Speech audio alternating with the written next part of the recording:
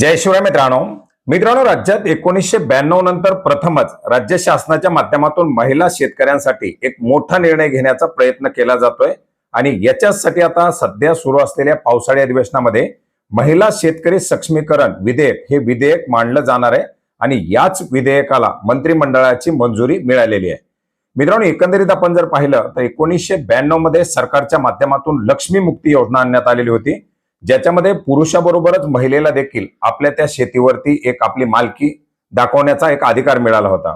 पुरुषासोबत महिलेला त्या जमिनीमध्ये सहधारक होण्याची संधी उपलब्ध करून देण्यात आलेली होती।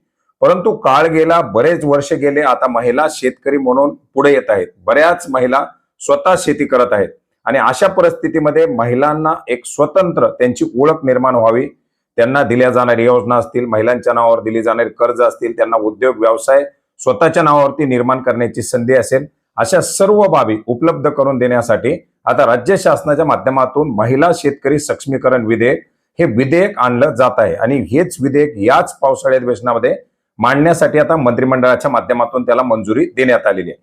मित्रांनो, एकंदरीत आपण जर पाहिलं तर महिलांचे अधिकार अधिक सक्षम करणं, त्यांच्यासाठी सेपरेटली निधीची तरतूद करणं, वेगवेगळ्या फक्त आणि फक्त महिला लाभार्थ्यांनाच लाभ मिळेल अशा योजना आणणं इत्यादी बाबींच्या अनुषंगानं हे एक विधेयक अतिशय महत्वाचं असणार आहे। मित्रांनो, एकंदरीत आपण जर पाहिलं तर लाडकी बहीण योजना आणल्यानंतर बऱ्याच साऱ्या ज्या पीएम किसान नमो शेतकरीच्या लाभ मिळणाऱ्या महिला आहेत या त्याच्यामधून वगळण्यात आल्या होत्या। राज्यामध्ये संजय गांधी निराधार योजना किंवा इतर योजना राबवल्या जातात, लाडकी बहीण योजना राबवली जाते, परंतु महिला शेतकऱ्यांना प्रत्यक्ष कुठल्याही चांगल्या अशा योजनांचे लाभ मिळत नाहीत आणि याच पार्श्वभूमीवर आता हे एक विधेयक आणून महिला शेतकऱ्यांना मोठ्या प्रमाणात लाभ देण्याचा शासनाच्या माध्यमातून प्रयत्न केला जातोय।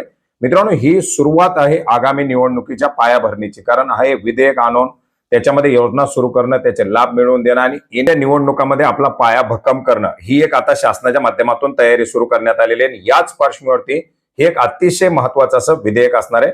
मित्रांनो, हे विधेयक आणल्यानंतर याचा मसुदा काय असेल, याच्या माध्यमातून काय काय लाभ मिळणार आहेत, या सर्वांच्या संदर्भात सविस्तर अशी माहिती घेण्याचा प्रयत्न करणार आहोत। भेटूयात नवीन माहितीसह, नवीन अपडेटसह। धन्यवाद।